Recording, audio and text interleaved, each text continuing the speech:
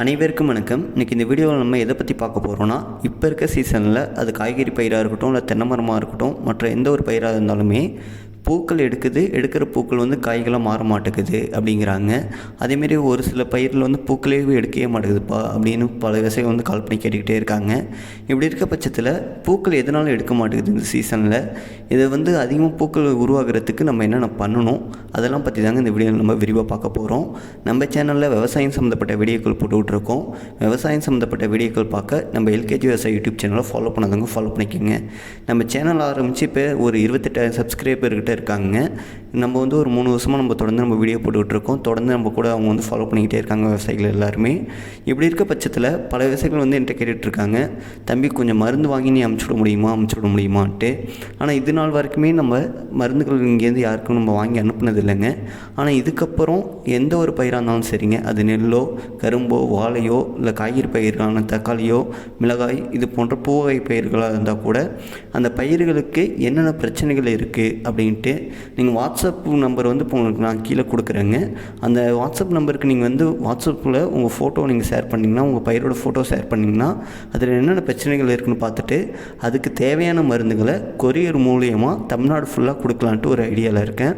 மருந்து தேவைப்படக்கூடிய விவசாயிகள் கண்டிப்பாக இந்த வாட்ஸ்அப் நம்பருக்கு எனக்கு தொடர்பு கொள்ளுங்கள். இது நாள் வரைக்கும் எனக்கு சப்போர்ட் கொடுத்த அனைத்து விவசாயிகளுக்கும் ரொம்ப ரொம்ப நன்றிங்க. இப்போ இந்த புது முயற்சி நான் தொடங்கியிருக்கேன். இதுக்கும் உங்களோட சப்போர்ட் வந்து எனக்கு ரொம்ப தேவை. கண்டிப்பாக கொடுப்பீங்கன்னு நம்புகிறேன். இப்போ அவங்க நம்ம வீடியோக்குள்ளே போயிடலாங்க. ஃபஸ்ட்டு பூ உதிரத்துக்கான முக்கியமான ரீசன் பார்க்கும்போது வானிலை தாங்க. அதாவது இப்போ வந்து தமிழ்நாடு ஃபுல்லாகவே வெயிலோட தாக்கம் தான் அதிகமாக இருக்குது. மழைங்கிறது சுத்தமாகவே இல்லைங்க. இந்த வெயிலுங்கிறது தொடர்ந்து அதிகரிச்சுட்டே இருக்கும்போது என்ன ஆகும்னு பார்க்கும்போது பயிர்களில் மகரந்த சேர்க்கைங்கிறது பெருசாக ஏற்படாதுங்க. இந்த மகரந்த சேர்க்கை இந்த அடிக்கிற வெயில்லையே அது காஞ்சி போயிடும். இல்லை எங்கேயாச்சும் தம்பி காற்று தான் ஒரு ஆள் இருக்குது அப்படிங்கிற பட்சத்தில் இந்த காற்றடிக்கும் போது என்ன ஆகும் பார்க்கும்போது அது மிதமான காற்றாக இருந்துச்சுன்னா பிரச்சனையே கிடையாதுங்க. இப்போ வந்து காற்றோட அளவு ரொம்ப அதிகமாக இருக்க காரணத்தாட்டி அந்த காற்றாட்டியுமே இந்த மகரந்த சேர்க்கையில் உள்ள இந்த நீர் வந்து அது உறிஞ்சு எடுத்துக்கும். ஏன்னா வெயில் அடிக்குது, அதே நேரத்தில் காற்றடிக்கிற பட்சத்தில் அந்த நீர் வந்து அது உறிஞ்சு எடுக்கிறதுனால அப்பயுமே பாலினேஷன் வந்து பெருசாக ஏற்படாதுங்க. எங்கேயாச்சும் ஒவ்வொரு இடத்துல சாரல் இருந்தால் கூட அந்த சாரெல்லாம் மகரந்த சேர்க்கை போய்ட்டு ஒட்டிக்கும். அப்போக்கே அதாட்டி காற்றில் போய்ட்டு அதாட்டி பரவ முடியாது. இந்த ஒரு ரீசனாட்டியுமே பூ எடுத்தாலுமே அந்த பூ வந்து காய்களாக மாறாதுங்க. ஏதாவது அதிக மழை பெஞ்சாலும் நமக்கு பாதிப்பு ஏற்படும். அதே நேரத்தில் அதிக காற்றடித்தாலும் அதே பாதிப்பு தாங்க. அதேமாரி அதிக வெயில் இருந்தாலுமே பூக்கள் வந்து காய்களாக மாறாதுங்க. இது வந்து இயற்கையாகவே நடக்கிறதுங்க. இதுக்கு வந்து நம்ம எதுவுமே பண்ண முடியாது. அடுத்ததாக என்ன குறைகள் இருக்குதுன்னு பார்க்கும்போது, நம்ம பண்ணக்கூடிய குறைகள்னு பார்க்கும்போது நம்ம அதிகப்படியாக வந்து நம்ம யூரியா கொடுப்போம் பயிர்களுக்கு. நம்ம வந்து யூரியா வந்து லிமிட்டாக தாங்க கொடுக்கணும். அதாவது யூரியா வந்து பயிருக்கு எந்த அளவுக்கு தேவைப்படுதோ அந்த அளவுக்கு மட்டும்தான் யூரியா கொடுக்கணும். யூரியா வந்து நம்ம அதிக அளவுக்கு கொடுக்கக்கூடாது. ஏன்னா யூரியா நீங்கள் கொடுத்தீங்கன்னா செடியோட வளர்ச்சி வந்து ரொம்ப அதிகமாகிட்டே இருக்கும். அதாவது செடி மட்டும்தான் வளர்ந்துக்கிட்டு இருக்கும், பூக்கள் வந்து எடுக்கவே எடுக்காது. அதனால் யூரியா வந்து எப்போதும் கம்மியாக தாங்க கொடுக்கணும். பயிருக்கு எந்த அளவுக்கு தேவைப்படுதோ அந்த அளவுக்கு கொடுத்தாலே போதும். அது மட்டும் இல்லாமல் பயிர்களுக்கு பூக்கள் அதிகமாக எடுக்கிறதுக்கு என்னென்ன சத்துக்கள் கொடுக்கணுங்கிற பட்சத்தில் அதிகப்படியாக பாஸ்பரஸ் சத்தும் பொட்டாஸ் சத்துமே பயிர்களை பூ எடுக்கிற சமயத்தில் நம்ம கொடுக்கணுங்க. இந்த பாஸ்பரஸ் சத்தும் பொட்டாஸ் சத்தும் நம்ம கொடுக்கும்போது தான் பயிர்களில் அதிகப்படியான பூக்கள் உருவாகும், காய்களாக மாறும். அந்த காய்களாக மாறுறதுமே நல்லா திரைச்சியாக நல்லா முதிர்ச்சியாக இருக்கும். ஏன்னா பொட்டாஸ் கொடுக்கும்போது சைனிங் வந்து ரொம்ப நல்லாவே இருக்குங்க. இது மட்டும் இல்லாமல் பூக்கள் உதிரத்துக்கு இன்னொரு முக்கியமான காரணம் பார்க்கும்போது போரான் நம்ம கம்மியாக கொடுப்போம். இல்லாட்டி சில விவசாயிகள் வந்து போரான் வந்து கொடுக்காமலே இருப்பாங்க. இந்த போரான் நம்ம கொடுக்காததுனால, ஏன்னா இந்த பூ வந்து காய்களாக மாறுறதுக்கு போரான் வந்து ரொம்ப முக்கியமான வேலையை பார்க்குதுங்க. அதாவது இந்த மகரந்த சேர்க்கையை வந்து வளர்ச்சியடைய செய்கிறது இந்த போரான் சத்து தான். அந்த போரானை வந்து நம்ம கொடுக்காம இருந்தாலுமே பயிர்களில் பூக்கள் உதிர்வு வந்து ரொம்ப அதிகமாக இருக்கும். அதனால் நம்ம எப்போதும் போரான் நம்ம கொடுத்து தாங்க ஆகணும். இதை தாண்டி பயிர்களில் வேறு என்னென்ன பிரச்சனைகளாட்டி பூக்கள் உதிருது அப்படின்னு பார்க்கும்போது, இப்போ வந்து தமிழ்நாடு ஃபுல்லாகவே தண்ணீரோட பற்றாக்குறை வந்து ஒவ்வொரு இடத்துலையும் அதிகரிச்சுட்டே தான் வருது. பல விவசாயிகள் வந்து தென்னை மரத்துக்கெலாம் தண்ணி வாங்கி ஊற்றிக்கிட்டு இருக்காங்க. இப்போ வந்து என் கண்ணுக்கு முன்னாடி இதெல்லாம் நடந்துக்கிட்டு இருக்குங்க. ஏன்னா தண்ணியோட பற்றாக்குறை அந்தளவுக்கு இப்போ போயிட்டுருக்கு தமிழ்நாட்டில். நம்ம வந்து தண்ணி வந்து நம்ம கம்மியாக கொடுத்தோம்னா பயிர் வந்து என்ன பண்ணணும் பார்க்கும்போது, அந்த பயிர் வந்து அந்த உசுரை காப்பாற்றிக்கிறதுக்கு தான் பார்க்கும். அதோட பூக்களை வந்து அது உதிர்த்துட்டு பயிர் வந்து கொஞ்சம் அதோட உயிரை மட்டும் காப்பாற்றி அப்படியே வச்சுக்கலாம் அப்படிங்கிற அந்த ஸ்டேஜுக்கு போயிடும். அதுமாதிரி தண்ணி கம்மியாக இருந்தாலுமே பயிர்களில் பூக்கள் கொட்டுறது அது எப்போதுமே நார்மல் தாங்க. அதேமாரி நம்ம அதிகப்படியான தண்ணிகள் வந்து ஒவ்வொரு ஏரியாவில் கொடுத்துட்றாங்க. அதாவது அந்த தென்னை மரத்தை சுற்றிலாம் தண்ணி அப்படியே வச்சிடுறாங்க. அப்படி வைக்கும்போது என்ன ஆகுதுன்னு பார்க்கும்போது அழுகல் அதிகமாக ஏற்படுது. அந்த அழுகலாட்டியுமே பூக்கள் உதிர்வு அதிகமாக இருக்குங்க. அழுகல் மட்டும் இல்லாமல் பயிர்கள் என்ன ஆகும் பார்க்கும்போது மூச்சு விட முடியாது. அதாவது கீழே இருக்கக்கூடிய வேர்கள் வந்து எந்த அளவுக்கு மூச்சு விடுதோ அந்த அளவுக்கு தான் பூக்கள் வந்து அதிகமாக உருவாகும். அது மட்டும் இல்லாமல் சத்து பரிமாற்றம் வந்து தொடர்ந்து ஏற்பட்டுக்கிட்டு இருக்கும். இப்படி நம்ம தண்ணி நம்ம அதிகமாக கட்டி வச்சாலுமே பயிரில் பூக்கள் உதிர்வுங்கிறது நார்மலாக நடந்துகிட்டு தாங்க இருக்கும்.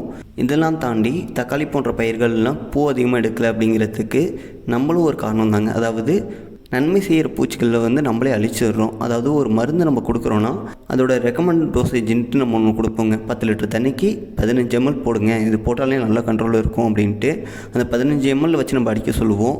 ஆனால் சில விவசாயிகள் என்ன பண்ணுவாங்க பார்க்கும்போது, நம்ம போன டைம் 15 ml தான் தம்பி வச்சு அடித்தேன், அது வந்து பெருசாக கண்ட்ரோல் இல்லை, இப்போ வந்து நான் ஒரு 25 ml நான் வச்சு அடிச்சிடுறேன் அப்படின்ட்டு 25 ml இல்லாட்டி 30 ml கூட வச்சு அடிச்சிடுறாங்க.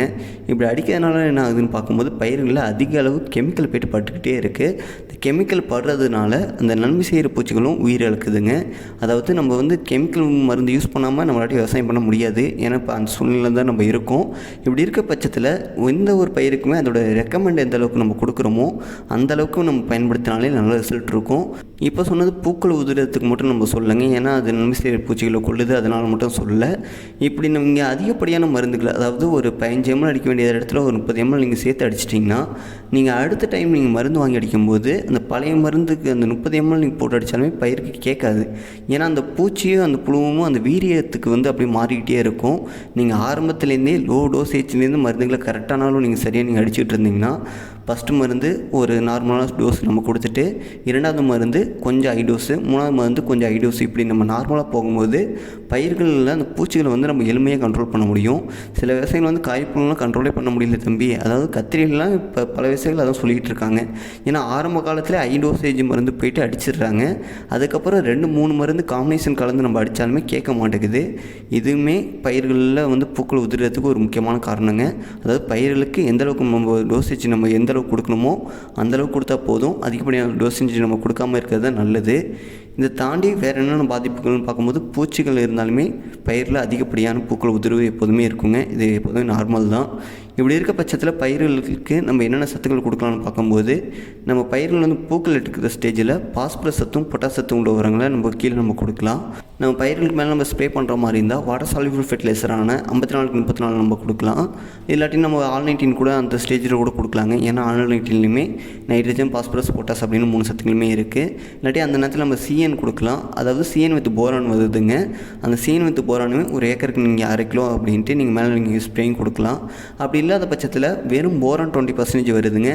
அது 10 லிட்டர் தண்ணிக்கு 10 கிராம் to 15 கிராம் அந்த அளவில் போட்டு நீங்கள் பயிருக்கு மேலே ஸ்ப்ரேயும் கொடுக்கலாம். அப்படி நீங்கள் மேலே ஸ்ப்ரேயும் கொடுக்கும்போது பயிரில் அதிகப்படியான பூக்கள் உருவாகும், எடுக்கிற பூ எல்லாமே காய்களாக மாறுங்க. இதை தாண்டி இந்த வறட்சி காலத்தில் பயிர்களை காப்பாற்றுறதுக்கு வேறு என்னென்ன பண்ணலான்னு பார்க்கும்போது, பயிர்களுக்கு கொஞ்சம் ஆர்கானிக் ஃபெர்டிலைசரான கொஞ்சம் அதிகமாக கொடுங்க. அதாவது ஹியூமிக்கோ இல்லை ஃபல்விக்கோ இல்லை அமினோ ஆசிட்டோ இது போன்ற ஆர்கானிக் டானிக்கையும் அப்பப்போ நீங்கள் பயன்படுத்தும் போது பயிர்களில் கொஞ்சம் ஆரோக்கியமாக இருக்கும். ஏன்னா வெயிலும் அதிகமாக இருக்குது, நம்மள்ட்ட தண்ணியும் இல்லை. இந்த நேரத்தில் போய்ட்டு நம்ம திரும்பி நம்ம கெமிக்கல் நம்ம அதிகமாக நம்ம பயன்படுத்த முடியாது. அதாவது நம்ம டிஏபி ஃபேட்டமாட்ஸை போட்டால் கூட அது கரைகிறதுக்கே கொஞ்சம் லேட் ஆகும். இதுவே நீங்கள் லிக்விட் ஃபெர்டிலைசர் வாங்கி பயன்படுத்தும் போது கொஞ்சம் சீக்கிரமாக கூட கரையும். அதே மாதிரி பயிர்களுக்கு தேவையான அளவு மட்டும் உரங்களை கொடுங்க, அதிக அளவு உரங்கள் கொடுக்காதீங்க. ஏன்னா உரத்தோட ரேட் வந்து இப்போ ரொம்ப அதிகமாகிட்டு இருக்குது. அந்த ஒரு காரணத்தாட்டி பயிர்களுக்கு எந்த அளவுக்கு உரங்கள் கொடுக்கணுமோ அந்த அளவுக்கு மட்டும் கொடுங்க, அதுவே போதும். அதேமாதிரி உரங்களை வந்து பிரித்து கொடுங்க. அதாவது ஒரே நேரத்தில் போய்ட்டு 2 மூட்டை 3 மூட்டை டிஏபி கொடுக்கறத தாண்டியும் ஒரு ஏக்கருக்கு வந்து ஒரு 15 to 20 கிலோ ஃபஸ்ட்டு நீங்கள் இறச்சி விடுங்க. திரும்பியுமே ஒரு 3 to 4 நாள் கழிச்சு கூட திரும்பி தண்ணி போகும்போது திரும்பி நீங்கள் கொடுக்கும்போது பயிர் வந்து அது வேஸ்ட் பண்ணாமல் எடுத்துக்கும். ஏன்னா நம்ம கம்மியான அளவு நம்ம சரியாக நம்ம கொடுத்துக்கிட்டு இருக்கும்போது பயிருக்கு வந்து அது சத்தை இப்போ தேவைப்படும், நம்ம கொடுக்கும்போது அது உடனே எடுத்துக்கும். நம்ம அதிக அளவு ஃபஸ்ட்டு நம்ம கொட்டி வச்சிட்டோம்னா அடிக்கிற வெயிலுக்கு எல்லாமே அது வைப்ரேட் ஆகி அது மேலே தாங்க போகும். அதாவது ஒன்று காற்றுல கரைஞ்சி தான் போகும், இல்லாட்டி அது வேஸ்ட்டாக தான் போகுது. அதனால் பயிர்களுக்கு தேவையான அளவு மட்டும் கொடுங்க, அதே அளவு கொடுக்காதீங்க. நம்ம முன்னாடி சொன்ன மாதிரி தாங்க தமிழ்நாடு ஃபுல்லாகவே நம்ம டெலிவரி கொடுக்குற மாதிரி தான் நம்ம பிளான் பண்ணியிருக்கோம். அதாவது மருந்துகள், உங்களுக்கு ஏதாவது மருந்துகள் தேவைப்படுச்சுன்னா இந்த வாட்ஸ்அப் நம்பர் வந்து நான் கீழே கொடுக்குறேங்க. அந்த வாட்ஸ்அப் நம்பருக்கு நீங்கள் கான்டாக்ட் பண்ணுங்கள். எப்போதுமே வாட்ஸ்அப்புக்கு அந்த ஃபோட்டோ நீங்கள் ஷேர் பண்ணிவிடுங்க. உங்கள் பயிர்கள் என்ன பிரச்சனை இருக்கோ அந்த ஃபோட்டோ ஷேர் பண்ணுங்கள். அதுக்கு தகுந்த மருந்தோ அதோட விலையும் உங்களுக்கு நியாயமான ஒரு முறையில் உங்களுக்கு நான் ரெக்கமெண்ட் பண்ணுறேன். தமிழ்நாடு ஃபுல்லாகவே நான் கொரியரில் உங்களுக்கு மருந்துகளை நான் அனுப்பி வைக்கிறேங்க. இந்த வீடியோ பிடிச்சிருந்துச்சுன்னா லைக் பண்ணுங்கள், ஷேர் பண்ணுங்கள், கமெண்ட் பண்ணுங்கள். இந்த வீடியோ வேறு யாருக்காவது யூஸ்ஃபுல்லாக இருக்குன்னா அவங்களுக்கு இந்த வீடியோ வந்து ஷேர் பண்ணி விட்ருங்க. இது போன்ற யூஸ்ஃபுல்லான வீடியோ பார்க்க நம்ம எல்கேஜி விவசாய யூடியூப் சேனலை ஃபாலோ பண்ணுங்க, ஃபாலோ பண்ணிக்கோங்க. நன்றி, வணக்கம்.